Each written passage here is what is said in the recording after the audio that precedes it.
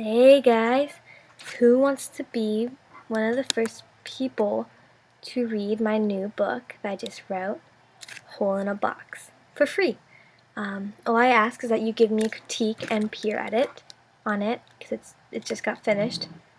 And if you want to know what it's about, I'll read you this quick synopsis I wrote for it.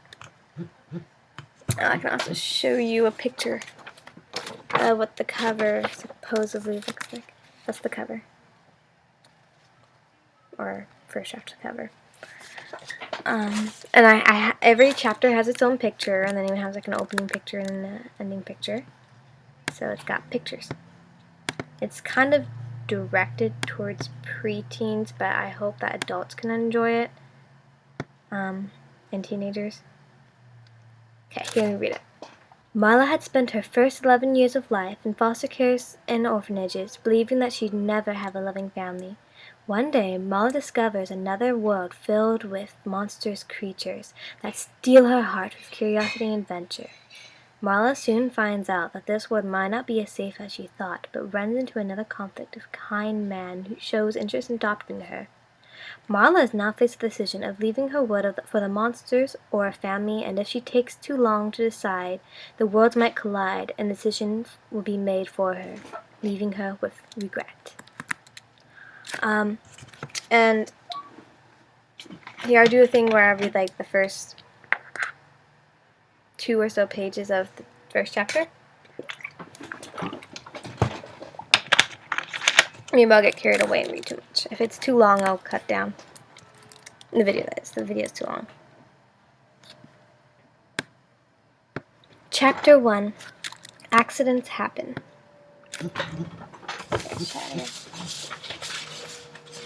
So this is the first picture you're going to see. And at the end of the chapter, you'll see that picture. Okay, sorry. Chapter 1. Accidents happen. It had all been an accident. Those happen. Coincidence. Coincidence that she had just so happened to find that little jewelry box in the boys' closet. She owed her fate encounter to being asked to collect all the orphans' laundry. How strange that not doing such a dreary request would have stopped Marla from completely changing her life. Marla had no idea what lay ahead of this humdrum task. She made her way with a hamper into her second boy's room, room 7. She barely ever went into anyone else's room, especially one of the opposite gender, since it led to consequences, but mainly because no one ever invited her. Nonetheless, she was inside her 7th room to collect laundry, and had to scour every corner of the rooms, knowing that all the other children were lazy and disorganized. It was when Marla had made her way in front of the closet that she found her strange clumsiness had kicked in.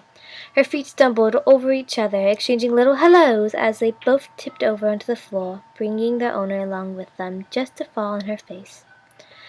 Marla let out a sigh, having thrown up some of the laundry held into the air, to only drop upon her after hitting the wood on which she just became acquainted with.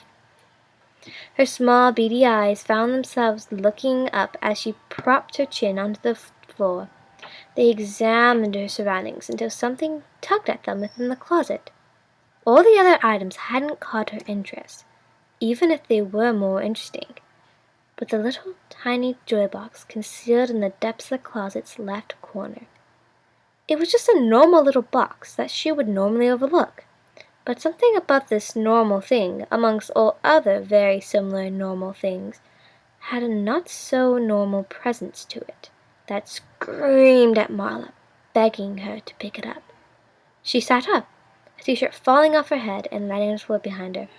Marla then slapped her hands to the floor to slide her knees across it in order to get closer to the little box in the closet. She felt her fingers dance and twirl at sight. She picked it up and examined it. True, finding an old jewelry box in the orphan boy's closet was a bit peculiar, but not completely strange, since this orphanage had been around for a long while, and probably had unspoken history to it. But this box was something mysterious and felt very much alive. The box was made of some sort of dark wood, rosewood, and had an elegant yet very unearthly design carved into it. The box looked in mint condition, almost new, but it smelt of ancient tales and wisdom beyond the ages. Marla wondered what stories this box held, and what it had seen and been present in. It was a book in disguise of a jewelry box. It had stories and an elaborate cover, but just like books, never judged by the cover. Same goes for living beings.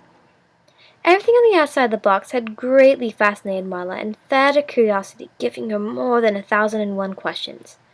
But she knew the thing that made this box so special was what was inside of it, and her questions should be saved until her unsatisfied eyes could see the inside. Marla's little fingers had traced the lid of her discovery until it reached a little black latch, probably locking the box. She studied the imprint on the latch and felt something very familiar come to mind. Marla reached into her jeans pocket and pulled out a strange-shaped emerald that had an uncanny resemblance to a heart. She had always had this little treasure, not quite sure when she first got it, just knowing she's had it since she could remember, and knowing that it was the only thing she actually could say was hers, making her not want to share it with anyone. Marla compared the imprint with the emerald and noticed it was the same shape. With utmost certainty, she placed the emerald into the spot and heard the latch come undone. "This is it!" Marla thought, not entirely certain what that "it" she expected was. Lifting the lid that was heavy with anticipation, Marla saw that there was no bottom to this box. It was like an endless hole. It seemed to be some sort of bottomless pit that might have been a gateway to some mysterious world not like her own here on Terra. Just to be sure that it was really some hole and not just painted to look magical and miraculous, Marla stuck her hand into the box and felt some sort of atmosphere coming from the bottomless pit. There was wind and a strange intense feeling. Fearing that something would pull her in, although she don't know why she'd fear that. Any wood would more likely be better for her than one on Terra, hopefully absent of humans as well. But then, maybe the pit would be endless and she'd be forever falling and die from starvation, or all of her muscles and bones breaking in from being weak. Or in a similar concept, if there was a bottom but a long drop, she'd meet her demise with a splatter as she made great impact with the floor. Marla made sure to pull her hand away after confirming that this was some sort of portal. She had gotten a feeling that there was some other world waiting on the other side of the box, some world that wanted her. It was more than a feeling. It was knowledge. She knew there was. Marla cautiously put her ear near the box, hearing what sounded like some sort of thriving city. The sound was very quiet, but she was quite certain it was really there. Marla turned the box toward her mouth. Her full lips twitched a bit, yearning to say something, until finally her full voice managed to let out, "Hello?" Once more, Marla moved the hole near her ear to listen in. She could hear her own voice echo until it became too quiet to even hear. "You!" said a boy named Johnny as he walked in. He lifted his freckled face in superior manner, bringing his spiky raven hand to the air. He was slightly older than Marla. "It's Marla." A boy named Daniel, who was only 2 or so years younger than her, had come out from behind Johnny, giggling. "Hope she didn't touch any of my stuff. That'd be gross." Marla looked up at the boys and let out a sort of sigh. She closed the beautiful box and placed it into the closet exactly where it had previously been. Saying anything to the boys, truth or lie, would only end up in her getting harassed. If she had taken the box, the boys would have tried to take it from her, claiming it as theirs. Marla picked up the clothes she dropped on the floor and put them into the hamper as she wheeled into the room. She let out another breath and soon headed toward the hallway, knowing she'd gotten all the laundry from it.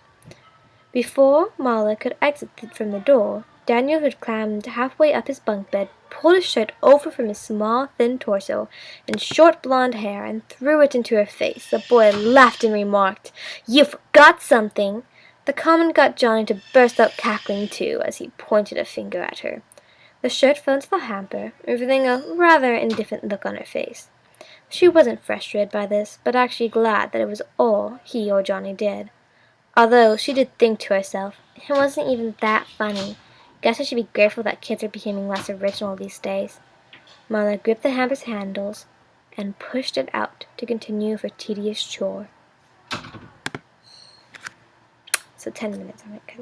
So, let me know if you want to read.